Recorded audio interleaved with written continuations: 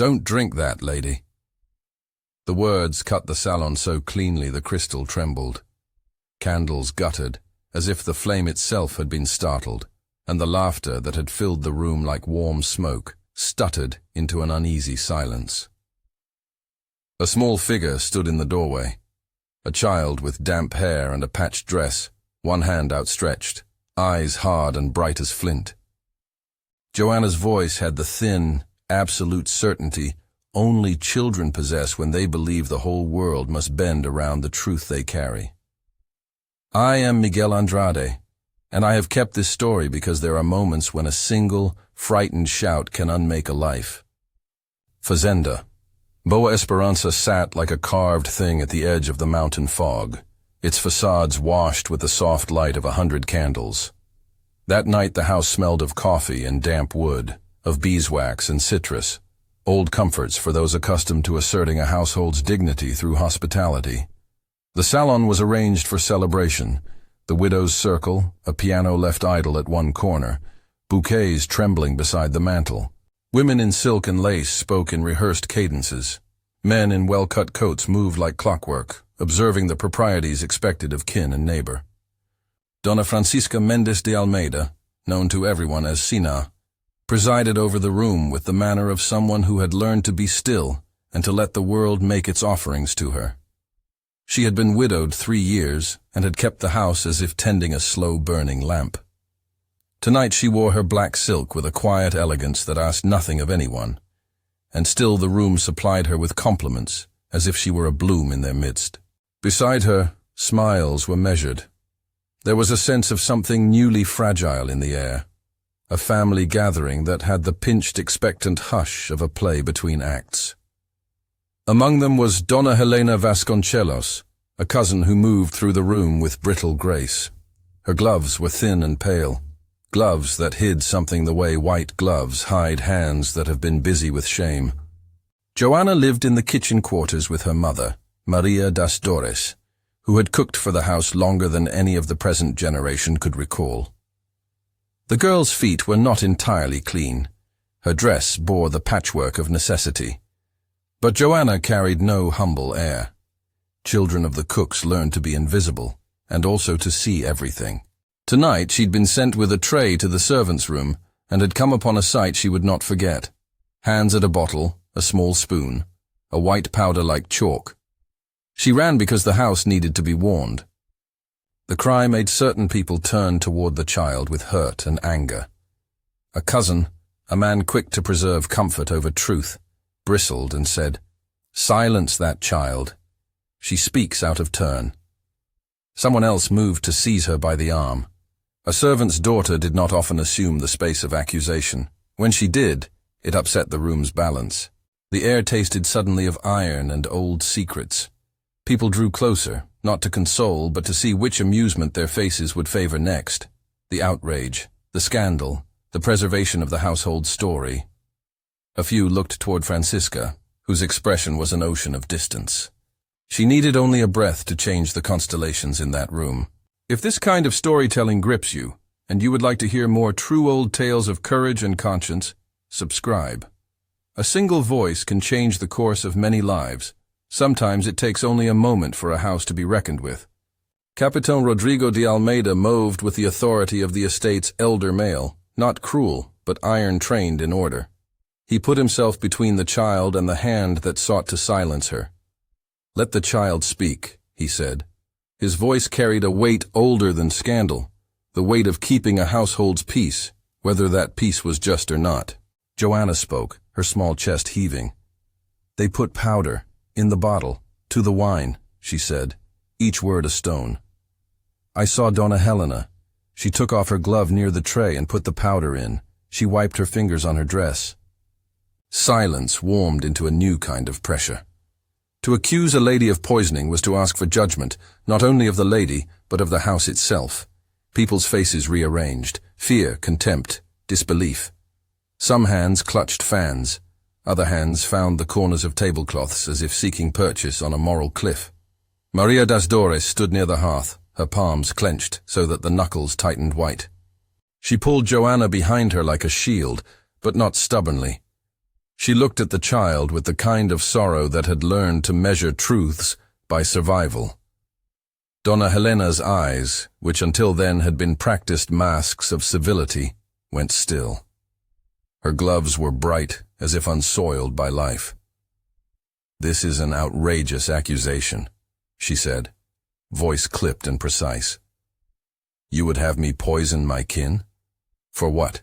Because of petty grievances." "Why would she do it then?" a nephew asked, the words of those who read ambition where others saw wounds. "What motive?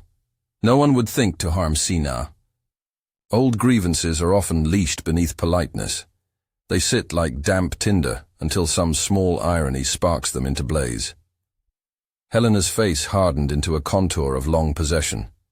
The years of being fended off, the letters unopened, the rooms she had been promised and the rooms she had never entered.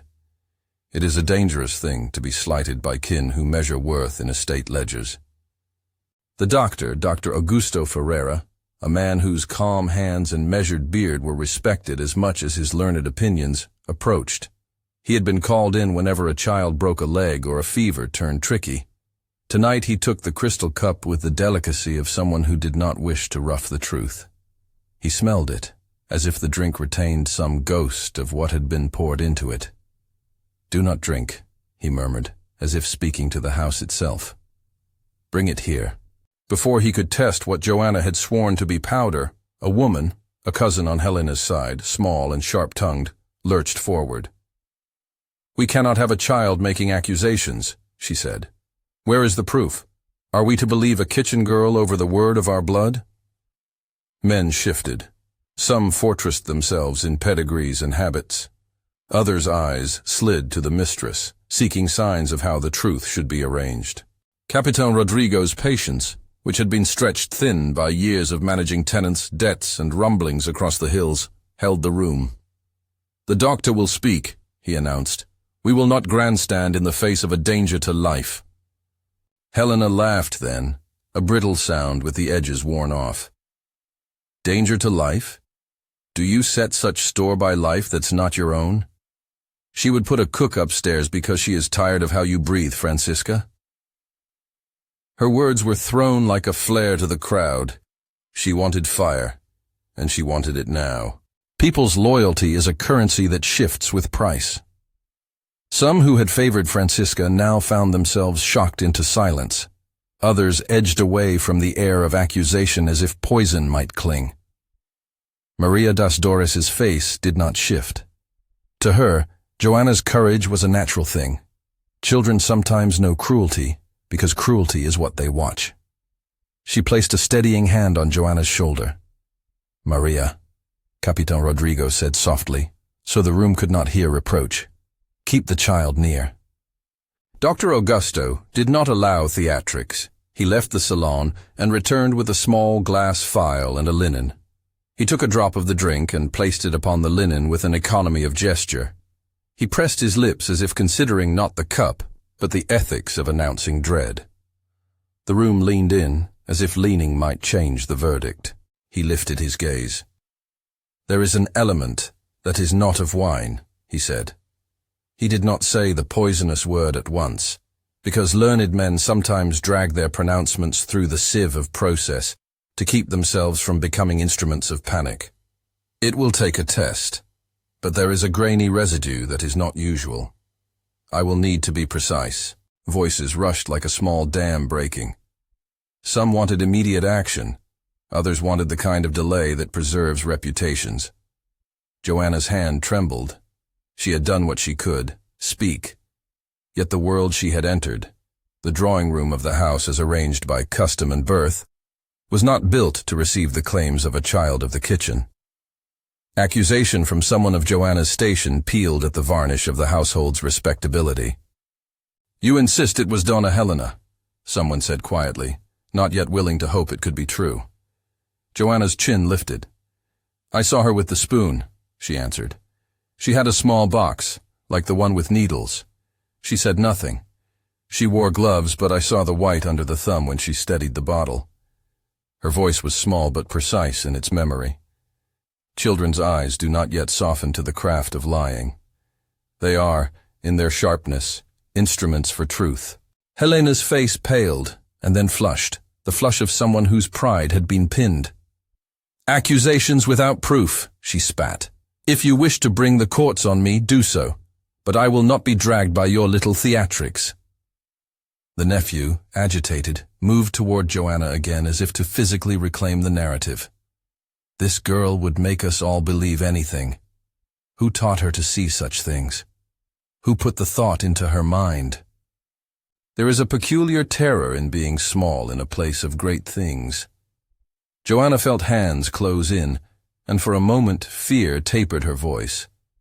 Her mother stepped closer, the old woman's posture a thin line of endurance. Maria das Dores did not shriek or plead. She folded herself into the house's ways. Her voice was low and steady. She is telling only what she saw. It was an hour when the house itself seemed to hold its breath. Even the mantel clock, usually in soothing tick, kept silence as if respect required it. Dr. Augusto's test, when finally performed, was a small ritual, a precise chemistry, a learned touch that would be the province of the educated man. He carried a small lamp and some reagents, and he placed a sample on a plate. There was a change, a pallor, a petty black sediment, a fainting of color in the drink that had been vibrant moments earlier. His face, which rarely betrayed him, now tightened. "Arsenic," he said slowly, because pronouncements such as that are both accusation and doom. The word landed in the hall like a nail. It had the sting of inevitability. Arsenic, silent, odorless in many forms, was a terrible thing to find. It asked for explanations that were cruel, and for answers the house would be slow to give. Gasps moved through the room. Some sank into chairs, shocked as if a curtain had been ripped. Questions muttered for the name of an enemy. Others, quieter and more measured, sought the law's order. Capitan Rodrigo's jaw hardened into a determination that had nothing to do with sentimentality. "We will act according to the law of the land," he said, "and we will treat the matter as one that concerns life." There were those who looked at Joanna with pity, some with suspicion, and a small number with a new shy respect. The child had been right. The doctor had found what the child claimed. Yet the household's order required someone to bear the stain, and bearing often rests on the softest shoulders. Helena's composure cracked like thin ice. She let her gloves fall open at the wrist, as if daring someone to notice the plain. A pallor under the fabric showed where fingers had been. Capitan Rodrigo noticed, and with the strictness of a man trained to look for material evidence in addition to spoken testimony, asked that the glove be removed. "Remove your gloves," he said, not unkind but insistent. "There is a matter of health and justice." Helena's eyes flashed.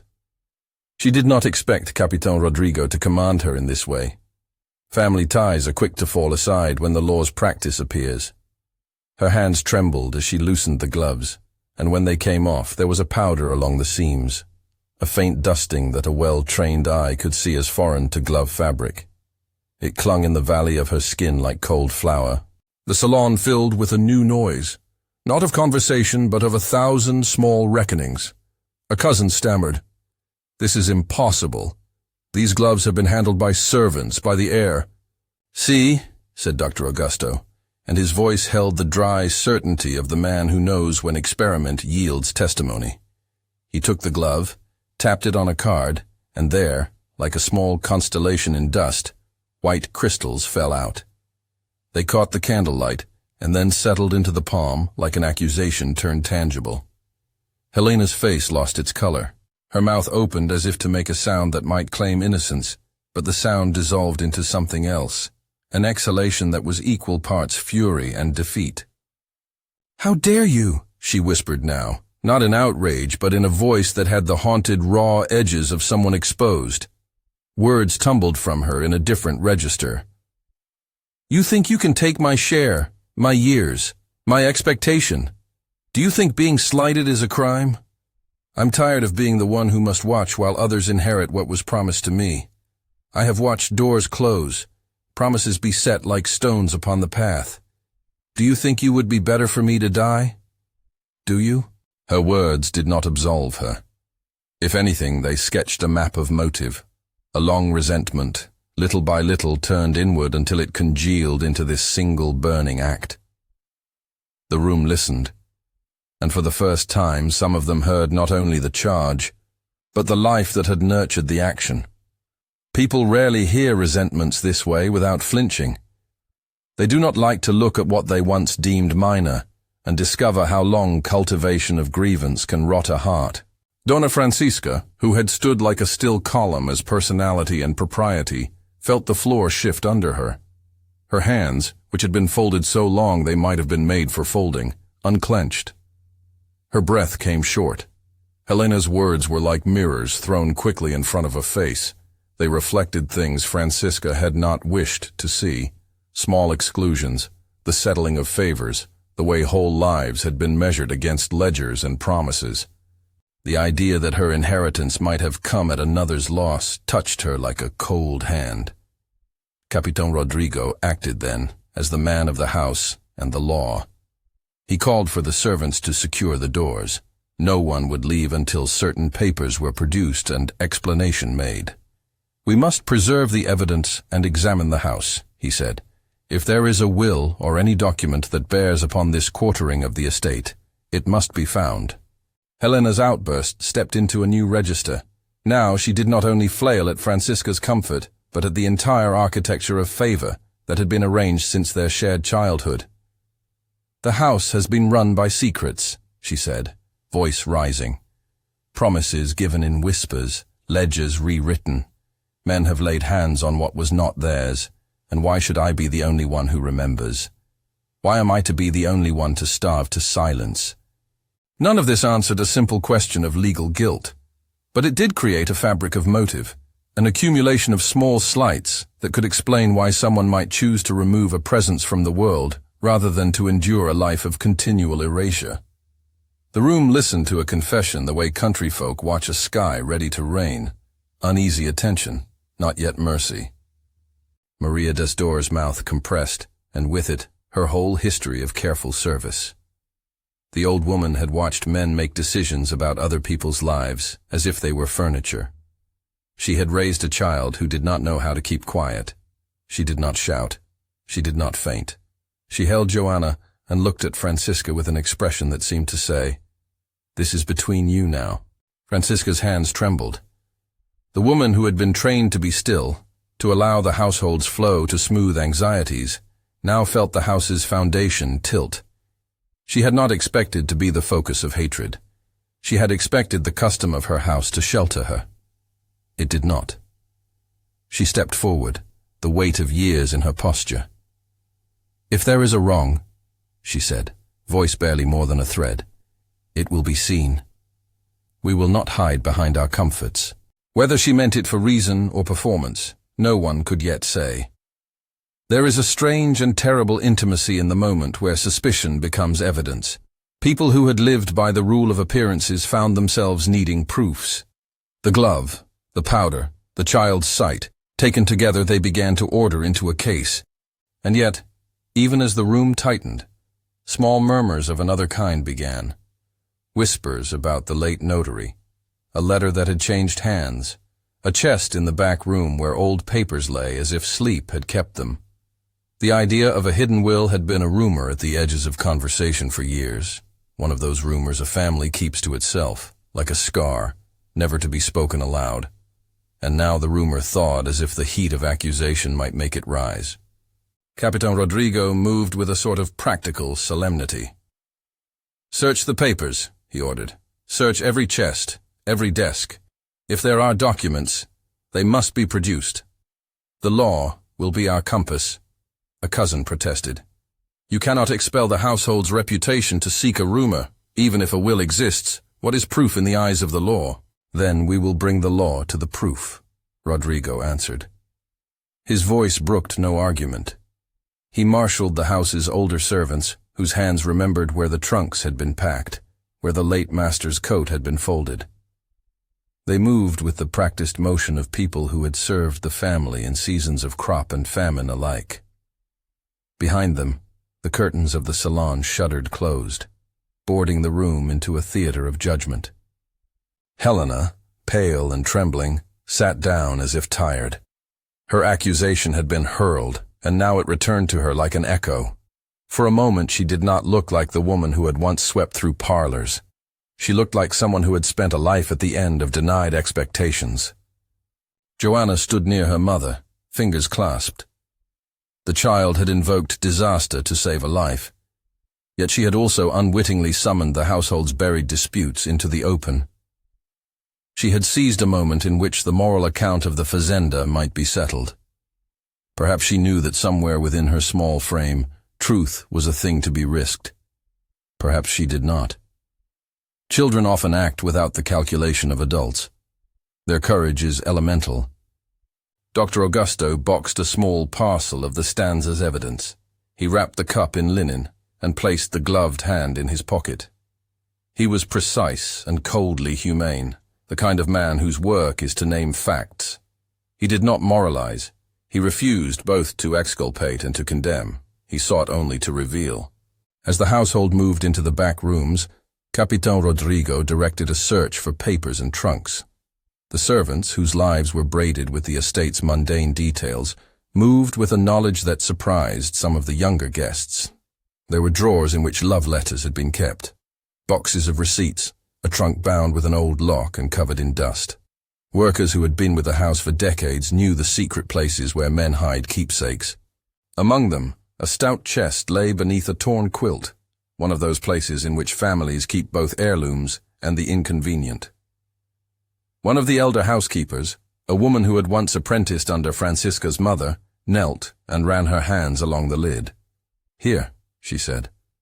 She looked old as the land itself, and yet there was a fire in her that told she had remembered injustice. She had been keeping bright the small embers of truth in a room full of polite smoke. Capitan Rodrigo ordered the chest opened. The trunk had a stubborn lock, hands pried, hinges protested.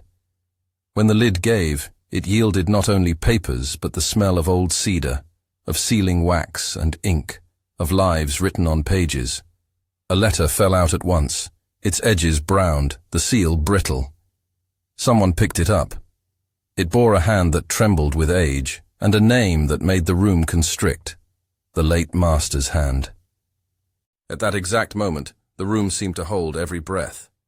There are documents that change ownership, and there are documents that change how people perceive themselves. The chest's contents might not be more than a dead man's formalities. Or they might be a key jangling, with the capacity to open a long-locked truth. Helena looked up, as if hearing something in the paper's rustle that belonged to her alone. For the first time since Joanna's cry, the woman seemed small, as if the life she had lived had been reduced by the very paper now in someone's hand. "And what of this?" someone asked softly, voice unsure. The letter lay between fingers like a living thing. It had been sealed with wax and bore a signature that would be recognized as the right to reshape lives. The words, when finally read aloud by someone whose passion was for evidence rather than drama, were precise. Names, bequests, the careful division of property. The room listened as if absorbing a sermon about fairness. But the first letter was only one of the things that might be inside. The chest had room for more, a folded will, perhaps older, perhaps more binding. The moment was a hinge. The house had been turned outward by a child's shout. Now the house itself might reveal whether the foundations had been laid honestly, or whether they had been shifted by the late master's hand, guided by the currency of favor and fear. Helena rose like a shadow fled into a corner. Her hands trembled. "Search everything," she pleaded, not with the courage of someone who expected to find relief, but with someone who feared the name of truth even more than she feared the law. Outside, the wind moved the cane fields. The mountain mist pressed close to the windows. Inside, the household had been transformed into a courtroom of sorts, where gestures and documents would be the instruments of justice. Joanna, still small and resolute, watched the pages with an attention that seemed to say she understood more than anyone bothered to credit. This was not yet the end. It was a beginning made loud by a child's cry. The discovery of dust and paper and a small white powder had shifted the axis of the household's life. Men and women rearranged themselves around the new knowledge. The doctor had named arsenic. A glove had betrayed residue. A chest had been opened.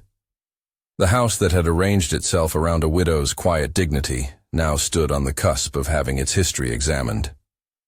Outside the salon, Maria das Dores pressed her palm to her mouth and breathed, feeling as if the old rhythms of service had been broken.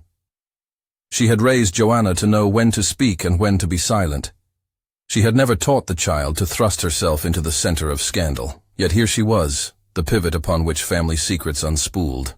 Her life had been one of small economies of survival, of smiles that smoothed over the household's hard edges, and of cookings that fed both kin and guests. Now those economies were under the harsh arithmetic of legal consequence. Helena's hands had grown small, not with frailty, but because of something harder. The contraction of someone who had lived long in the shadow of expectation and had seen herself passed by. The powder that had fallen from her glove was not simply particles of a substance. It was a symptom. Resentment had been ground into a small, biting thing and wrapped in white powder like a child's bitter candy. Many in the room felt both horror and a secret comprehension. Others wanted someone to be punished so that life could be made to seem normal again. As the house's servants moved papers, as the doctor packed that which would be kept in the name of proof, and as the family rearranged their allegiances, Joana stood at the border between kitchen and parlor. She had been a witness to an act that would force questions, of property, of the dead, of what they owed one another. Children carry the capacity to make adults postpone comfort for truth. In this case, Joana's voice had been a small blade, tenacious and sharp. Capitan Rodrigo pocketed the cup and ordered it kept away until the delegado could be informed. "We will not destroy the evidence," he said, and there was an authority in his tone that accepted the gravity of the proceeding. "No one leaves until the delegado comes." There are moments when institutions must take a breath and decide whether to side with convenience or with justice. That evening, as the candles burned low, the house chose to bind itself to investigation. Whether that choice would be enough to right the wrongs that had scarred generations was not yet certain. The chest's papers might prove a will true to the dead man's hand. They might show, as Helena had hinted with the tremor in her voice, a history of shifting favors and quiet thefts, transactions practiced by men who had believed themselves above the necessity of equitable honesty. People clustered in small knots, whispering what they dared. Some wondered if the late master had been honest. Others feared that the rich habit of men to hide things in plain wooden boxes was not over. The air was thick with the possibility that one revelation would lead to another, and already the idea of property had begun to look like a contested thing rather than a natural inheritance. Joana watched the centering of things with a gravity that belied her years. She had been honest in the moment when the house needed honesty. Now she waited the way a stone waits for the water to gather around it. Her mother placed an arm around her shoulder as if to remind her that small acts could have large and dangerous ripples. No one pretended the coming days would be easy. The doctor had said arsenic, the glove had shed powder, a chest had been opened, and a letter read.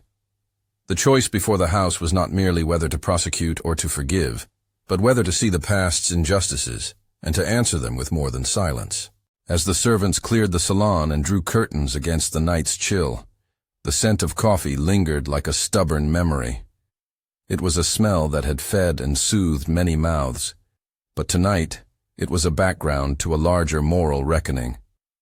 Outside, the grounds of Boa Esperança lay quiet, the cane rustling like a low murmur.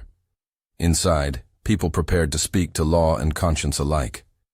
There are houses whose names promise hope. Boa Esperança had kept its name through drought and flood, through births and deaths. Now it would be tested by a truth that had come in a child's shout and a doctor's quiet diagnosis. Whether the house would answer with restitution or with entrenchment was a question only the next days could settle. For now, the household lived in the immediate, fragile present, where a child's voice had altered the course of many lives, where a powder had fallen from a glove, and where a wooden chest held papers that might reshape inheritance and, perhaps, hearts.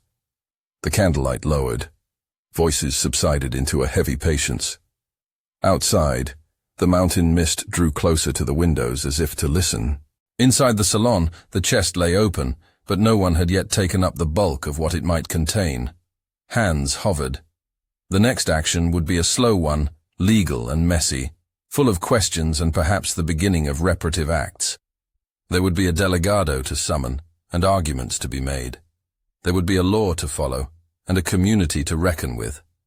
For Joana, for Maria das Dores, for Dona Francisca, for Dona Helena, and for Capitán Rodrigo, the days ahead would ask of them whether courage would be met with mercy or with hard judgment.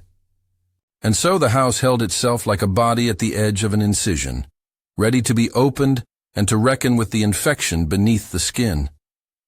Only then would the true work begin.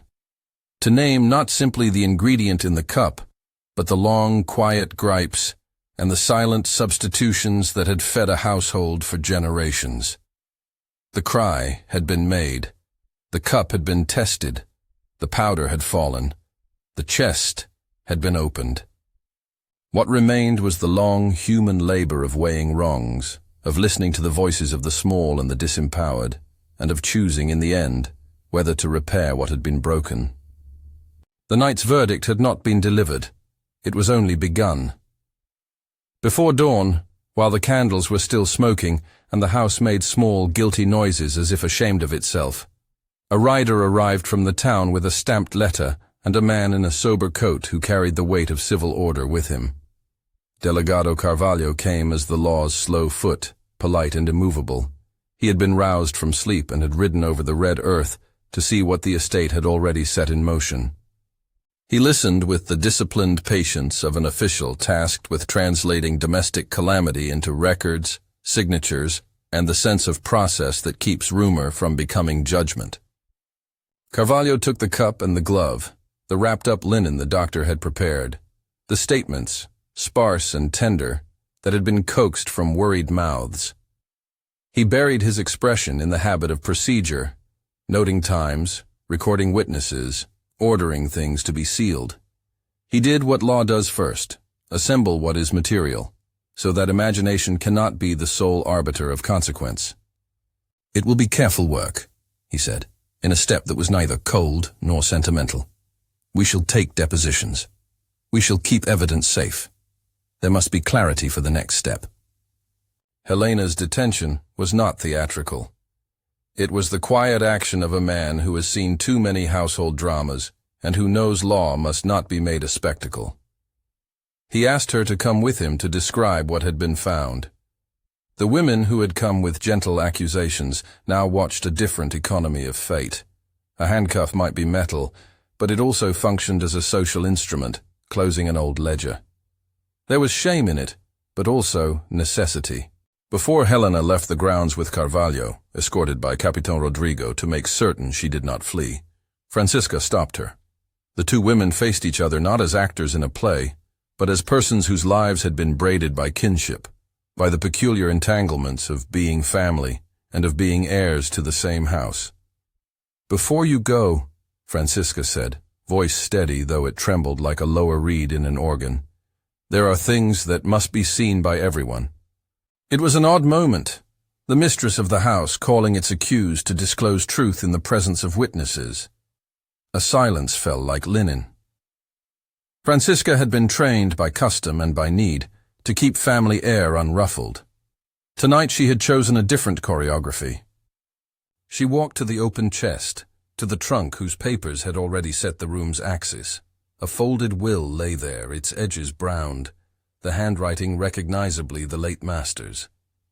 There was also a small, creased paper, an envelope stained as if held for a long time in a pocket that had known tobacco and money. Capitán Rodrigo took the envelope and unfolded it with the reverence one affords relics in which human bargains have been made. The page inside was short, a rough accounting, a sum given to a notary, an instruction written in haste and regret maybe, an order that the earlier testament be set aside, the later document drawn. There, in ink that had once dried under the hand of a man who believed his decisions private, was the proof of an arrangement made in the dead hours. Francisca looked at the paper. She felt the truth like a cold touch on her palm. "He paid to erase a will," she said. "He paid a man to change the record." It was not an easy thing to say aloud. To admit that one had benefited from another's theft is to hold a mirror that will not flatter. The room moved toward the sentence of that mirror. Some faces voiced indignation.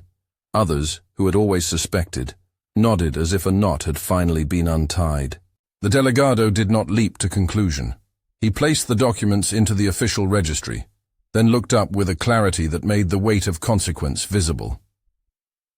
"We have a matter of property and a matter of attempted homicide," he said. "Both deserve the law's regard. Evidence will be taken, and proper record will be made. No one will be judged twice by rumor." Carvalho ordered an inventory of the chest, a careful listing of what had been found. The will that read in one way, the counter-document bearing the later signature, the envelope with the notation of a notary's payment, and a small faded note by a clerk who refused to sign until a sum had been first assured. Each paper was its own sort of witness. They argued in ink. They carried with them the past's intention and, in this room, the possibility of correction. It was Francisca who stood and, in a voice that rang not with theater but with deliberate contrition, addressed the house and its assembled guests. "I will not allow my place to stand on the untruth of another," she said. "If the law finds that the first will was valid, then I will follow it. If restitution is the course, then I shall begin that work now, before indifference has taken another life." Her words landed and stayed. There was something in them that the law could not force, a moral decision, made outwardly, that would either join with the legal proceedings or remain a private consolation. For many in the room, watching a woman of means make restitution was an astonishing sight. The habit of self-preservation had taught most to keep things as they were. Francisca chose a different path. The first formal act followed quickly, but with deliberation. Before the delegado took Helena away, Francisca presented the older will openly to the assembled household and to Captain Rodrigo and Delegado Carvalho. She requested that the will be formally examined in the nearest registry and that the lawful division be executed. It was a gesture that did not undo the present, but it set in motion a legal correction that could not be put back into the chest and forgotten. "We will have the original will recorded and made public," the delegado said. "That is the first step." Helena's arrest now took on a different tenor. She left with the knowledge that legal truth might not absolve her of motive, nor the law of its penalties, yet there was a rare honesty being revealed. That this had not sprung from nothing. It had been tended like a bitter herb over years. Delegado Carvalho had to keep to his duty to press the charge of attempted poisoning to the municipal magistrate. Yet he also had to record the new evidence, which suggested a fraud that affected the distribution of property. In his pocket, the doctor's sample and the glove were proof of criminal intent. In the chest, the papers were proof of another crime, the theft of inheritance by way of document tampering. The next days were a tangle of forms, signatures, and the slow machinery of justice. Notaries were called. Men rode to the nearby town to consult legal codes and to secure the presence of a clerk to file the original will. The house opened and closed like a mouth reciting syllables that would later become a formal record. People from the district came to witness or to observe, and rumors traveled ahead of them like birds singing. Capitan Rodrigo oversaw what needed guarding and what should be surrendered. He was a man who believed in order and in measured compassion. When he found the ledger book noting the notary's payment and the late master's endorsement, he felt both anger and a small relief. Anger at the fraud, relief that the shadow at last had a shape. Francisca did not shy from the consequences. She met with Delegado Carvalho and with the notary, who had been party to the alteration. She produced a small parcel of her own decisions, public acts that would try to set the estate's conscience toward repair. She declared, plainly and without flourish, that she would restore what she had unwittingly received. She would renounce the parts of the estate that had been assigned to her by the fraudulent document, and she would instead ensure the estate's division in a manner her late husband's earlier will had prescribed. She demanded that the public records be corrected, She further asked the delegado and Capitan Rodrigo to witness her declaration that those who had served the house and had been treated as property would receive freedom in certain cases and fairer terms in others. "Begin with Maria das Dores and her child," she said. "They belong to no ledger. They are persons. Provide the formal alforria for them and a sum from the estate to ensure they may have enough to live not as charity, but as rightful laborers paid for their work. Provide schooling for the child." It was a radical statement in its steadiness. For an estate to declare that it would grant alforria, a formal manumission, was to challenge a system that had for generations accepted bondage as normal. Francisca could not undo the global system that held many in place. She could, in her little sphere, do what was honest and reparative. The delegado observed, recorded, and then looked to Captain Rodrigo, who had the authority on the land to effect immediate employment changes. "It is not for me to decide the punishment," Carvalho said, "but it is for me to ensure that legal liberalities be carried through with proper record. If Dona Francisca wishes to free 2 persons and instruct the household to recognize them as workers paid by contract, that is a matter to be recorded and enforced." So the house opened itself to a twofold process: criminal procedure for an attempted murder and civil correction for a fraud that had redistributed the estate. In both halls, law and conscience, the words restoration and reparation began to find a place. There were those who objected. Some nephews and distant cousins hissed privately about letting sentiment override the interest of the family. They muttered that the law should not be used to fix poor feelings. But others, humbled by the evidence, found Francisca's stance a kind of brave reorientation. Capitan Rodrigo, who had spent decades balancing the scales of tenant and lord, commended the decision and helped implement it without theatricality. He arranged the drafting of formal manumission documents for Maria das Dores and Joana, prepared wages for the servants who wished to remain under formal contract, and in quiet meetings with harvest overseers ordered that abuses be corrected. The formal alforria was a dignified small ceremony, paperwork that carried the authority of the notary, the witness of the delegado, and the signature of a woman who wished to be accountable.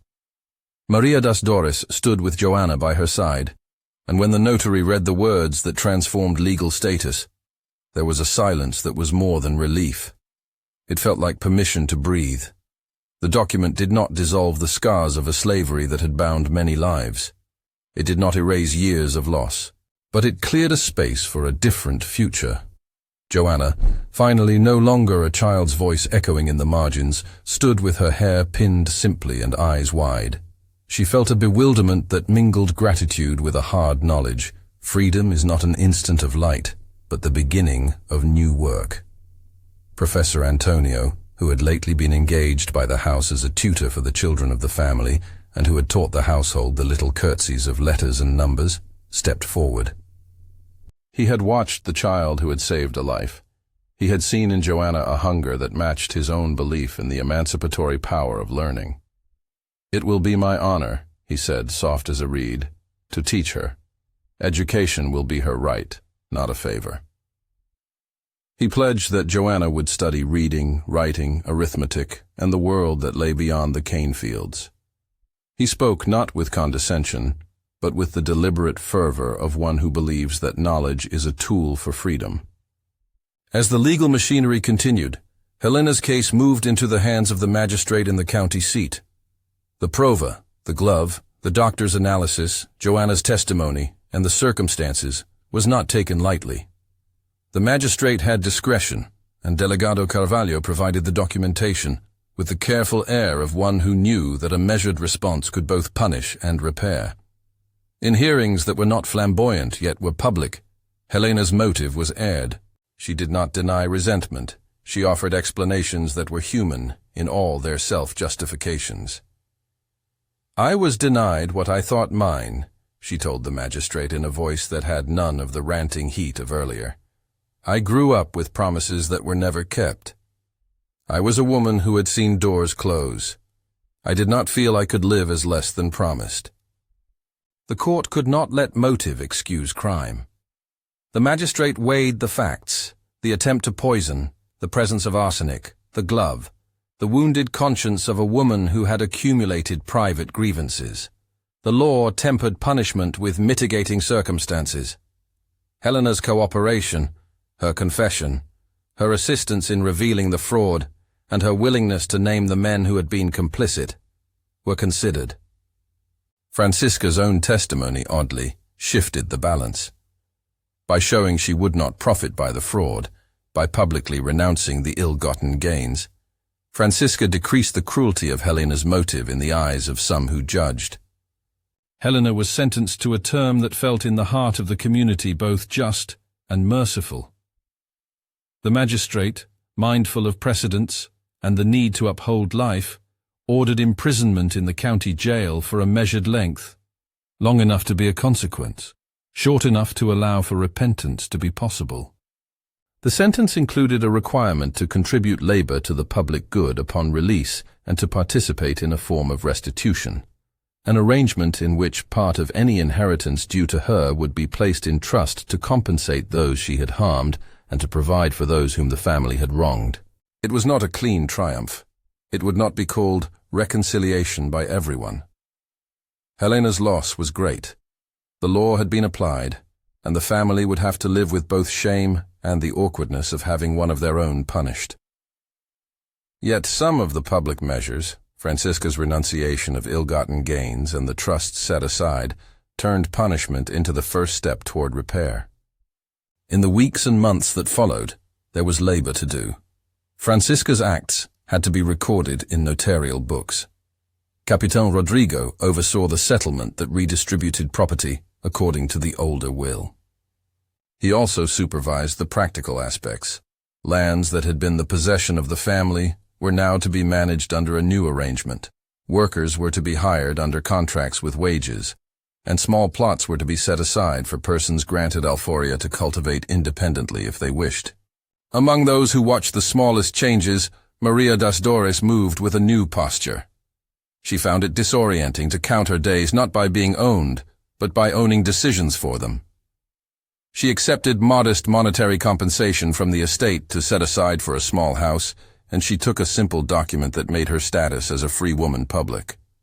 The papers did not erase the hurt of years in which she had provided what labor the house demanded without autonomy, but they provided a legal foothold upon which to build. Joana's schooling became a small crucible of possibility. Professor Antonio, with his small stipend drawn from the trust Francisca had established, worked with the child each morning under a borrowed shading tree. He taught her to shape letters slowly and with patience. He showed her how to read aloud, to traverse numbers as if crossing a bridge. The child who had been brave enough to shout a warning now learned the languages of records and petitions. She began to write gingerly, then with increasing confidence, a small notebook in which she kept lists of things she wished to learn: geography, history, medicine, fields that would later shape her sense of service. The estate itself started to change, in ways both visible and slow. Fields that had once been tended by unpaid hands now bore the names of those who worked them, and wages were recorded. A small shed became a registry office, where work agreements were signed and preserved. Workers who wished to remain with the estate under the new terms could do so. Others chose to leave and to cultivate small plots provided by the trust. The house's reputation shifted from a place known for strict hierarchy to one that, at least in time, promised a measure of fair dealing. Travelers who passed through the region heard that Boa Esperança had changed. The name began to carry the idea of a place that had attempted to make amends, imperfectly and humanly. There were challenges and resistances. Some tenants left in suspicion. Others found in the change a renewed sense of dignity. The market did not always reward the estate's generosity, and disputes over wages and harvest division required Capitan Rodrigo's steady arbitration. Not everything was tidy. The law had made some things right, and human hearts, slow to unlearn old deference, took longer to follow. Helena served her sentence in the county facility. It was a liminal 3 years. She watched the world change at the edges, while the inner life of her days was governed by routine and reflection. In the jail's small yard, she had time to feel the impact of her choice and to consider the faces of those she had injured. With the help of a chaplain and of a few heartfelt conversations, some with her cousin Francisca, who visited with a strange mixture of sorrow and purpose, Helena began, in fits and starts, to reckon with the bitterness that had led her to violence. She wrote letters while confined. Some were apologies, some explanations. All were attempts to unmake the iron logic of grievance that had led her astray. When she left at the end of her sentence, the town watched with a mixture of relief and concern. Helena had been reduced in privilege. Her return to Boa Esperança was not triumphant. It was tentative. She came back to a home that had been altered without her, and to neighbors who kept their distance. She had to find a new place within the repaired social order she had helped to break. Yet the trust that had been arranged for her acted as a tether. Part of her legal share was reserved in a fund that would be managed by a trustee, appointed by the estate but overseen in part by a local magistrate, to pay for her living and to ensure that restitution to those harmed could be made. It was an odd combination of punishment and responsibility. The money would not buy back trust, but it would ensure that the consequences of her crime were transformed into something useful for the community she had wounded. When Helena returned, her first meetings were private. She sought out Maria das Dores and Joana, and there was a scene no craftsman of drama could easily stage without dishonesty. Awkward, human, small. Helena came with lowered eyes. She offered not platitudes, but practical offers, work to undertake in the estate that might in part reconstitute trust and service over time. Maria did not yield to a grand forgiveness, for it would not suit a life that had been governed by survival. Yet she accepted a modest offer. Helena would help rebuild a greenhouse where former workers might grow vegetables for market, and in time, Helena would give part of her labor to community projects. There is a long work to forgiveness, and Joana, as child and later as young woman, was not asked to erase what she had seen. Instead, she was given choice and education. When the child grew older, she took to teaching with a steady hand. The small school started by Professor Antonio opened to the children of the estate and to those in nearby hamlets. What began as one desk under a tree became a proper room with benches, a blackboard, and a modest collection of books. Joana, whose handwriting had once been clumsy, became the most eager pupil. Later, she would become the first to lead classes of her own. 3 years after that night, when her shout had shaken crystal, Joana walked across a simple wooden bridge to the schoolhouse and opened the door.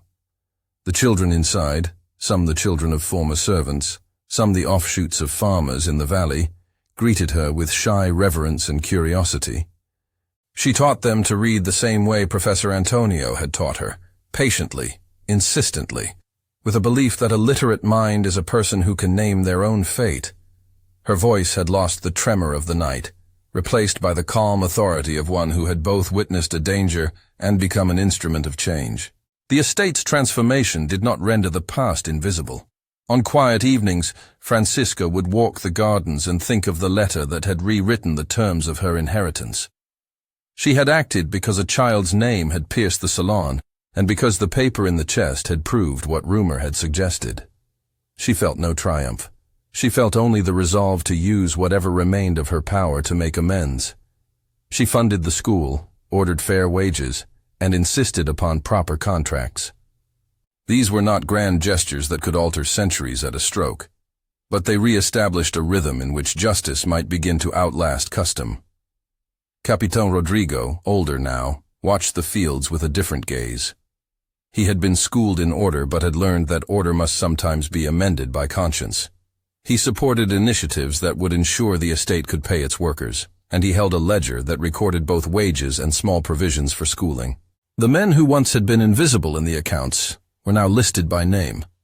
Their dignity, enforced in register, changed the tone of orders barked across the fields. What had been most remarkable to the neighbors was not merely the redistribution of land or the technicalities of manumission. It was the way the estate began to talk differently about work and education. Travelers who once passed Boa Esperança and thought of it only as a proper house in the hills began to hear a new name attached to its history. Instead of a place of unquestioned authority, it became known in the region as a place that had been willing, halfway, imperfectly, and reluctantly at times, to face the rot of old privileges and to try to make amends. People do not change by decree alone. They change by the repeated action of policies made of habit. Boa Esperança began to accept new habits. Helena's return was not without friction. She labored in the greenhouse. She kept her head down and let her hands speak. In time, she showed a steadiness in the work that no one could mistake for repentance alone. It was labor shaped by a recognition of the cost of her action. She would sit with the children sometimes and tell them, in measured sentences appropriate to adults, that anger untested by law and by grace can destroy not only the object of its ire, but the soul of the one who strikes. Her voice grew soft with the weight of having learned too late how to bear grievance. There were gestures, small and public, that marked a new rhythm.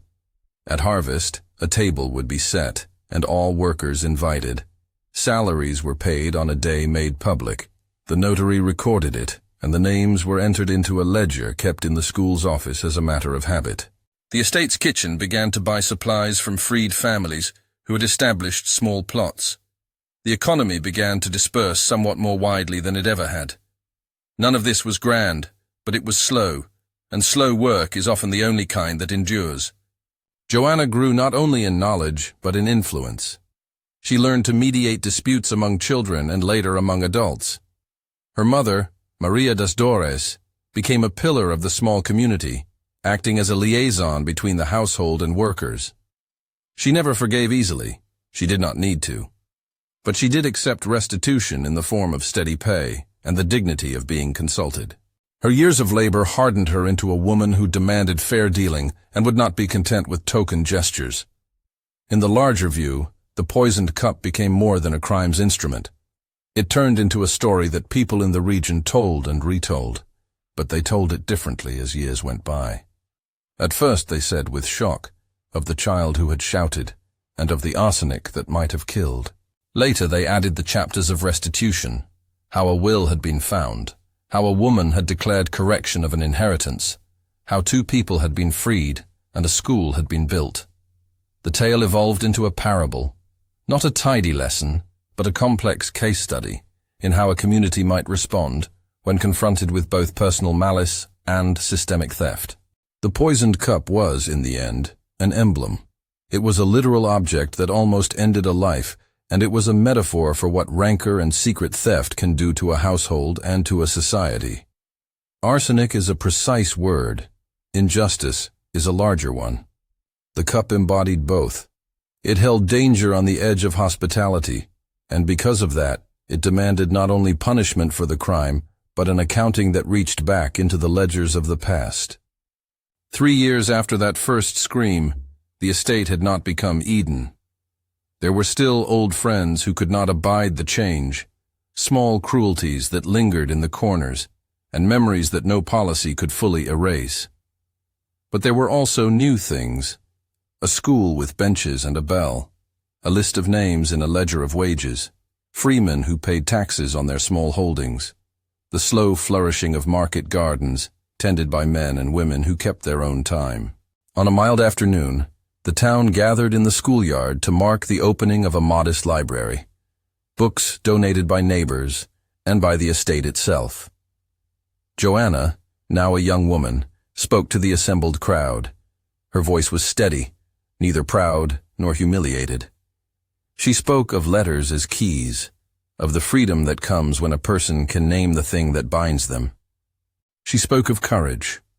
Not only the courage of a child who had shouted to stop a cup from being lifted, but the courage required of adults to admit when they had profited from another's loss. And so, she said simply, we learn that truth can wound us, and that it can heal. We must decide which wound we will tend. There were tears, and there were nods. Helena stood near the back, a figure whose presence had once terrified. Now she listened with a face that had learned to be ordinary. She had not been forgiven by everyone. She had, in some small measure, earned a place back by the labor of making restitution and by the quiet work of rebuilding trust. She offered no grand absolution on stage, but afterward she approached Maria das Dores and knelt as if to tie a shoe, and instead presented a small packet, a sum from the trust she had helped administer. The smallness and awkwardness of the gesture were its truth. The estate of Boa Esperança did not ever become an example of perfect justice, but it did become a place where the mechanisms of reparation were practiced in public. Documents were corrected, persons were freed, education was funded, wages were recorded, and a trust, awkward in its origins, was used to fund community needs. People came to know that sometimes a legal act and a moral act must proceed together to restore what had been broken. The deeds did not erase pain, but they made a pattern in which repair gained chance. Years later, when Joana had become a teacher known in neighboring villages, she would take the children to the salon where the crystal cup had once been held up and show them how easily glass could glint and break. She would tell them, softly, without theatricality, how courage might be small and sharp, and how truth sometimes begins in a voice the powerful would prefer to silence. She would teach them to read the ledger entries their grandparents had never touched. She would teach them the names of people whose lives had been measured by other people's judgments, and how law could correct, but only when conscience demanded it. And when travelers came and asked about the story, people of the estate, Francisca, Capitan Rodrigo, Professor Antonio, Maria, Joana, would answer in a way that held no triumphalism. They would say that a child had shouted and that a cup had contained arsenic, but they would also say that the poison was not only in that cup. It had been in the slow tolerations that allowed a will to be overwritten, in the small bargains men make in the dark, and in the habit of treating persons as property rather than as persons. The remedy, they would say, is not a single act, but many. Confession when truth is found, correction when fraud is revealed, freedom when the law permits, education when hope must be built, and the long patience of making reparations. In the end, the night of the shout remained a turning point, not because an adult had heroically uncovered an evil, but because a child's voice demanded that adults decide how to live.